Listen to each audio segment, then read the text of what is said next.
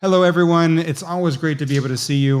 Joshua B. Lee here, and I'm really blessed to be able to have one of my good friends, a past client, and just someone I really, really respect with us today.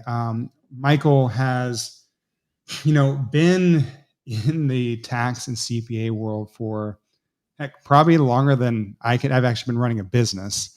And I mean, the things that he's done, I mean, just some of the different things. Like I look at 168 months of consecutive revenue growth, culminating in $23 million in sales in 1 year is just incredible. So I don't want to, give all the details away, but Michael, thank you so much, man, for joining us. I always, really, you and I were catching up before this, kind of just Yep. talking about what's going on. But, why don't you give everyone a little bit about your background, and Yep. what you're doing these days? Sure. Hey, Joshua, thanks so much for that introduction. Great to connect with you. I always love talking to you. And you're going to be coming on for a webinar that you're going to be doing to my membership next Oh, week. yeah. So I'm looking forward to that. So yeah, I've been in the tax space now. I think it's like 25 years. Prior to that, Yeah. I was in the corporate world for about 18 years and left the corporate. I finally decided I was unemployable at one point and couldn't work for anybody ever again. And then I decided one day after a series of events that I was going to help people with IRS problems. Yeah. Um, I always liked David versus Goliath fight. I didn't know how I was going to do it, when I was going to do it, or anything like that, because I had no book of business when I started, no clients, hardly any experience. But I learned. I went to seminars and conferences. I'm a lifelong learner. Learned Yeah. how learn how to do it, and more importantly, I didn't make my money doing tax resolution. I made Right. my money marketing my services. And I think that's a big distinction It's that a huge distinction. Yeah. yes, yes. People think, especially in my world, that being a great technician entitles them for people to pick up the phone and call them because they're a great technician. Right. And most great technicians without the marketing are broke or starving. I mean, that's just Well, and they're always going through, Michael. They're like, hey, here's all the services they're providing. They're marketing, even if they're marketing their services, not the actual result the of what transformation. someone's actually hiring you for. Because no one cares, like, oh, I can do your taxes. Like, great. Yep. But what's the result of that, right? Like to be able to help someone on the other side. And that's where you've really just, stood out. Yeah, I mean, I made it a point way back when that I didn't want to get into a commoditized industry selling a commoditized product. That's why I never went into the tax preparation or monthly payroll services or monthly accounting or bookkeeping services space because that's a commodity as evidenced by in the last two tax seasons. Most of those folks have their practices up for sale and want out of the business so much because they've been dealing with these last two tax seasons from hell with all the PPP and Congress basically enacting two tax laws in the middle of tax season. The Right. friggin' software hadn't even caught up. So, and that's the reason why they extended the tax deadline twice now in Right. 2020 to July 15th, and then this year to May 17th. And those practitioners are dealing with the most ungrateful, unappreciative clients in the world who are blowing up their phone and their email day and night asking, where's my stimulus payment and where's my damn refund check? Okay, you don't want to be in that business, man. So, I what I do is I teach folks or open their eyes to a new opportunity over here, which is the tax resolution opportunity. Because look, people who have to get people who people have to get their tax return done. Has Okay, to happen. Right. they have to come see you. People want to come see you if they have a tax problem. In Right. other words, and it's a whole different mindset. It's a whole different type of client.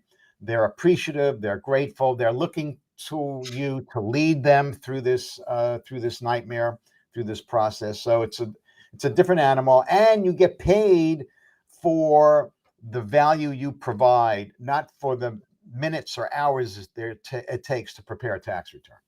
No. And I mean, Michael, I love that because, I've been in business as I said, not as long as you've been doing this, because I'm hitting that 20-year mark right now, but always the one thing I went to a tax specialist, like it was a tax attorney, Hmm. and I mean, honestly, a lot of times too, like I had a CPA, but when it came to the taxes, because I wanted to make sure I knew someone that actually did it rather than going to TurboTax or things like Yep. that. I mean, there is such a massive thing because there's so many shifts. You were talking about the PPP loans, right? I did the PPP one, Yep. did good on that. PPP2 came out, and honestly, I had to kind of take something really quick because it just was so convexing on the other side that I just Yep. we can, and without the right information. So, and having someone like you're teaching, right? The people that you're helping, the people that you're doing, the reason why, because there's going to be people that are going to go out there. They're going to go in and they're going to go, hey, I need this. Where's my money? What's going on? Yep. We as individuals can't keep track of who or how or why. And we don't have that knowledge. We have baseline knowledge of what the media provides to us, right? Which is a lot of times wrong. Yeah. A lot of times. And so I think that's where you put it in. And I think so many, people in the tax industry, tax resolution industry, especially, I have to assume they're going in and they're going in and based on what they learned in school. And there's a difference, right? Yeah, big difference. They don't really teach. I call tax resolution is like collection. In other words, they don't even in getting an LLM. If you're a lawyer and you went to law school and you got an advanced degree and got an LLM, they Right. devote very little time to tax resolution or tax controversy or Right. IRS represent. Very little time. And what's really interesting, Joshua, is that market is now exploding. The tax resolution industry is on a tidal wave right now because of everything that has transpired with COVID. There are so many people. There are 50 million U.S. taxpayers right now today who either haven't filed their tax returns in several years or owe the IRS money for back taxes. Right. A lot of it due to COVID because of all the economic devastation. I mean, just go to your main street. Look at all the businesses that have been shut down or shuttered because Right. most of them restaurants because of what's happened. Those people not only owe income tax, they owe payroll tax too. Right. So there's a huge opportunity. Here's a perfect real life example. In Yeah. 2020, the IRS issued 629,000 math error notices where people made a mistake with the math. Yeah. 629,000. This year, 2021, so far, they have issued 9 million math Wow. error notices because people didn't report the correct amount of stimulus money they Right. got. They couldn't remember. There's been how many stimulus payments? 3 so far? Oh yeah. People aren't keeping track. They don't remember. They put a wrong amount on the return, generates a notice from the IRS. So that's what I mean that the resolution market has exploded due to COVID. Yeah. So I mean, these are the opportunities. And I mean, let's talk about a little bit about what you do, right? I mean, how you help and who you help, because I get the why to what you're kind of going through, but who are you working with these days? Because when we just say tax resolution, like I want to know a little bit more because, like you're saying, it's Sure. exploding. So there are people wanting to get into this world. Yep. Where do they? Where do you come in, and how can you really be able to change the way that they first step in, or if Sure. they've been in, how can you change what they're doing? Because I know a lot of them, like you said earlier, they're beating their head against the wall because they're exhausted. Yep. Yep. Well, and I want to go back to the why in a moment, but Please. I'm going to answer the question just posed. So there's only 3 credentialed people on the planet who can actually represent clients before the IRS. You got to be a CPA, an enrolled agent, which is a test given by the IRS, or an attorney. Those are the Right. only 3 people that can put their name on a power of attorney and represent clients before the IRS. And there's about 750,000 people in this country who are authorized by the IRS to prepare a tax return. Right. Okay, but only half of them are licensed. So you have a whole bunch of people that are unregulated and preparing returns frivolously and fraudulently, I Right. may add. So that's the market. And I teach them, they already have if they have the credential, they already have a skill set. The skill Right. set is taxes. If they can do a 1040, they can do an offer and compromise. It's not rocket science. Tax resolution is not rocket science. It's just a different skill set that they have to learn. It's simple. Like I said, if they can do a 1040, they can do an offer and compromise. But I'm going to go back to the why for a minute because Yeah. Yeah. Please. Please. this came up at the 3-day event I just did, a virtual event I just did. And here's the thing: most practitioners are holding on to this door called their current model so tightly because that's all they know. Doing taxes, they've been doing it 5, 10, 30 years. It's been their living, it's been their lifeblood, but they Right. know they friggin' hate it. And they know they need to make a change because that business is evaporating with all the do-it-yourself free online resources. But they just keep holding on to that door. And this is Rosalind saying, you have to let go of the door you're holding on so tightly to be able to walk through a new door to the new opportunity that's just waiting for you on the other side of that door. Yeah. And I could relate personally to that because that's what happened to me before I started Raw Strategies. When I was in my tax resolution business, I had a whole bunch of things going on Right. that I needed to let go of this door to start this company. And if it wasn't for Rosalind giving me that analogy, I'd either be dead or still working there. I mean, that's good advice for everyone, no matter if you're in the tax resolution business or not. Let's just be real, right? Yeah. Oh, yeah. Because what's holding you back from letting go of that door is fear. And there's only two types of fear in this world. If you take all the fears that are out there, you can categorize it into two categories. One is the fear of losing something you already have. Right. And the second is the fear of not getting something you really want. So Oh in yeah. our, in our minds, think of fear as a mile long, a mile high, but paper thin. All you have to do is poke your finger through and you're on the other side. And that's the analogy of letting go that door you're holding on to so tightly to walk through the new door. Yeah. No, I love that. I mean, because it's so true. Because for us as human beings, it's better to be able to hold up what we aspire to be. Right. It's like I'd rather hold it up, look at it, and covet it, and be like, Yes. oh my, it would be amazing.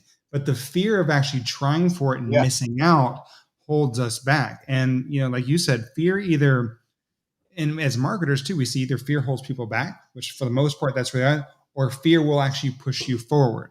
Yes. And but 90% of the people out there, fear holds them back Yes. because they'd rather be able to sit in the pain they know. Yes. Yes. Because it's uncomfortable. Yeah. The unknown is uncomfortable because you manufacture in your head all the downsides. Okay. And 99% of the time, those downsides, I mean, think about it. If you're a practitioner and you're holding onto this door, let's say you do 400 returns a year, Right. and you let go of that door to open up a new door. Okay. So the questions I ask is number one, will you still have a house to live in? Number two, will you still have food in the fridge? Number three, will you still have transportation? And number four, will you still have clothes in your closet? And the answer all the time, 100% is yes. So because that's the worst case scenario, right? Oh, The yeah, of worst course. is being homeless, not having any food, not be able to eat, not be able to go anywhere. So we manufacture that in our heads, and that holds us back, which is not a true perception of what's going on. And it's our and it goes through our perception of other people's perception is what usually drives us mad, Yep. right? And being able to go through that, Michael, I love these things, and you touched on it a little bit. You're like, oh, I did a virtual event. Like, I hope everyone listening, like Michael really downplayed what he did this little virtual event because I mean, I saw the pictures of it. I mean, Michael was in here. He's got in a room, screens everywhere, thousands of people listening in to be able to go in. So, tell us a little bit about, the event you just did, because I mean, what I loved about it was what you were doing and why. and and really the entire process of it, because I don't think people get the magnitude, especially in your industry, right? That doesn't even come across to them. It's not even a thought process of what you just experienced. And this is not the first time you've done it. This is the second time you've held an event this large. Yeah, it's our annual event. I mean, this is our 6th year doing the annual event. It's called the Tax Resolution Success Summit. So pre-COVID, we did in-person live events. Last Right. year, obviously, we had to make a switch. So we switched the live to a virtual. We interviewed a number of virtual event firms. We Yeah. settled on Sage, which I highly recommend if someone really is looking to do a large virtual event. Sage Event Production is the way to go. And we were able to sell. I think we sold about 750 tickets to the event. And here's the thing, which is interesting. Okay, this is virtual, online. We 700 people checked into the event, and almost 625 stayed on 8 hours a day for 3 days. That is Why? phenomenal. Why? The reason is we made it entertainment as well as informative. In other words, we made it fun. We probably gave away $20,000 in iPhones, and Amazon gift cards. We had gamification. People could Yeah. earn rewards and go on a leaderboard. We had breakout sessions. We had great speakers. We had a mentalist show. Dave D, who's my MC, did a mentalist show. But Love it. here's why they came on. Rosalind sent them a And everyone, swag. Rosalind is his wife. I just want to make sure that Oh yeah, as we sorry. talk in, Rosalind is and president of this the is what I company. love, because I mean, I've got my wife who usually joins us, but she's listening in right now, and like Michael, I always respect that how much you appreciate and go through and highlight how Yeah. amazing she is. So she's a party planner. I mean, I tell her that she should like be in the party planning business. So she put together a swag event box that is killer. That cost us $100 to ship. Okay, 750 people this box. But in it is my 225-page playbook, which Okay. is which is my content that I go over in those 3 days. So they get Right. that, they get a whole bunch of swag and everything else. We set up a Facebook group. I'm in there, engaging folks. We have a great community.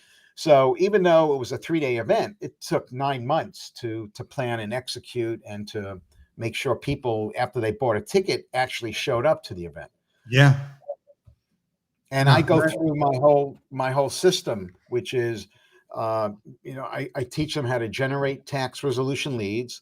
I Right. teach them how to qualify the lead once they call or fill out a form. I teach them how to conduct the financial consultation with an eye toward getting retained. I teach them what to charge for all the different resolution phases and activities, and I teach them how to collect that money in advance before the case settles, and teach them how to do the work. So it's like the business of tax resolution. It's a closed-end loop. That's amazing, and I think that's where we look at a lot of these different pieces. Especially coming from an industry like yours, right? One, I want everyone to pay attention. Michael didn't see like, oh, we couldn't see people in person, couldn't do the event because there are industries that have been around for a long time. Tax industry has been around for forever. Sometimes they get stuck in their ways, and you didn't see that like, oh, we can't do the event because they're so used to doing in-person no. events. You went virtual. Boom. That was the one thing pushing through, like we talked about earlier, that thin veil of fear and Yep. going, let me go all in. And Yep. then in two, you're going through to be able to show there is more to learn, because anyone can go in, like you said, even I could go in and try and be able to become a certified tax specialist. Yep. Now, do I know how to run that business? Correct. No, it's the same thing. I see that with doctors. I see that with dentists. Yes. And we're seeing this across the board in so many industries. So this is why what you're doing is so important, because yes, you can go to college and become a doctor, but do you actually know how to run a practice? Most doctors these days Don't. can't even start their own practice anymore, and they're going into others because they don't know how to run a business. And so that's why I think that's where I see is so important that you're doing. And one of the biggest points of difference too, Joshua, is we do not by design offer continuing professional education credits. Interesting. Everyone else out there in the tax space, all my Right. competitor, everybody offers CPE. Right. So we made a decision early on is we don't want people in our world just for the CPE credits. Correct. Yeah. We want people in our world who take growing a business seriously. So Yeah. that's our big point of difference. And Michael, why is that so important, right? I mean, you've started your own business, you going through, I mean, I have to believe that a lot of this comes from the things that you learned that you saw were not there. And you said, hey, there needs to be a better opportunity here. Yeah, well, because I used to go to, when I was practicing, I used to go to all the tax resolution seminars that actually a lot of my members who are now members of mine used to go to. Yeah. And I would go year after year after year for like 12 to 13 years straight. And while I was growing my firm, they were still stuck. They were still stuck, and they were better technicians than me. Right. They were better CPAs than I were. They were smarter than I was from a book perspective. But the one ingredient that they couldn't crack the code on was the business part, the Right. the marketing, the conversion, the sales, the pricing, the fee structure, the collection. So I made it a point that I wanted to show them that they could actually do this. They don't need to struggle. Right. And that's what we've dedicated, our life to the last 7 years, is because our success is their success. When someone comes into our world, my team is their team. We're here to support them. We give them unlimited technical case support. We'll go out of our way to make sure they're successful. And I think that's the ingredient. That's the biggest thing, right? It's you're driving based on the success and being able to see. I mean, those are the best mentors out there that feel successful, not based on how many programs they sell, but how well their students Yes, do. exactly. And I mean, this is why, I've always, appreciated and respected you of what you stand for. So what's next, Michael? I mean, like with everything going on, I wish I could say that we just went through COVID, but you and I know that Yeah. we're always going to be going through this. Like, what's next for you, and where do you think the industry is going that people need to really pay attention to? Well, the industry is definitely going to consultative or advisory services. The industry, I think in 3 to 5 years, I think people who are doing tax returns now really better replace that revenue stream, because I think it's going to be non-existent. I think it's going to evaporate. So they need to change or adopt to consultative or advisory, whether that's tax planning or Yeah, I mean, look, tax planning is great, but it only applies to usually high net worth individuals who own businesses. correct. Tax resolution is going to be around forever as long as there's an IRS, and it will never be able to be automated. You will always have to speak human to an appeals officer or to district counsel or to a revenue officer. People have tried to automate the Right. tax resolution business from a consumer end. I just don't see that happening, at least not for the foreseeable future. Yeah. But the other thing that we're doing is, come November, we're relaunching a program. It's called our Client Care Package, and it's basically for tax preparers, if they are going to be doing tax returns, a way for them to monetize what they're already doing. So we're coming out with something. We're coming out with something for the stubborn folks who haven't made the switch to tax resolution. If you're going to stay in tax prep, at least we'll be able to help you monetize it a little more. Because, look, the bottom line is, in 2022, there's probably going to be 15 million math error notices because of all the advanced child tax credit payments that people got wrong. So it's just a continuing The cycle. number is going up. I know we started off with 50 million, right, as total, and now we're at 15 million that are going to have the errors. I mean, like, that's a huge percentage. I mean, trying Yeah. to really go through. Oh, and I So, mean, the other thing we didn't talk about, Joshua, is this $3.5 billion Biden social spending program, which is going to get passed. It's going to yeah, get passed. But buried in that, which is great for me and or anyone who's in the tax resolution business, is right. $80 billion going toward enforcement for the IRS over the next 10 years. That's unheard of. Right. So the IRS has now 73,000 full-time employees, the Right. same number they had in 1973. That's Okay, so crazy. the prior three administrations, including Trump, decimated the IRS's budget, decimated their headcount. Right. Biden's plan, they're going to hire 87,000 new revenue officers and revenue agents over the next 6 years, doubling the IRS's workforce. So if you think they're not coming after high net worth individuals and trying to close the tax gap through enforcement, you got another thing coming, because it's coming. I mean, that is a piece of information I hope everyone really paid attention to because, you're 100%. I mean, trying to be able to get, look, I run a company with my wife, right? I mean, we're always looking at the tax. Yeah, What are the write-offs? What can we do? We want to make sure we stay because the last thing any of us want to be able to do is have that notice that says, all right, you're getting audited.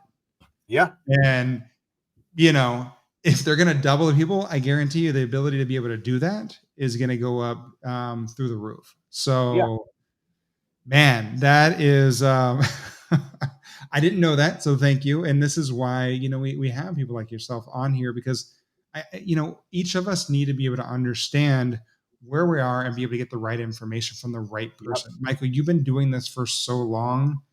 This is why I think everyone, if you are in the tax resolution business, you haven't followed Michael, which I have to believe at this point, Michael, everyone in that end, anytime I talk to anyone, someone at least has heard of you, knows someone that's went through your class or something like that. So, my great, hat's off to you, man. And, I really appreciate you kind of going through all this because sure, another piece that, we've always had alignment. You talked about where everything's going. It's that human to human.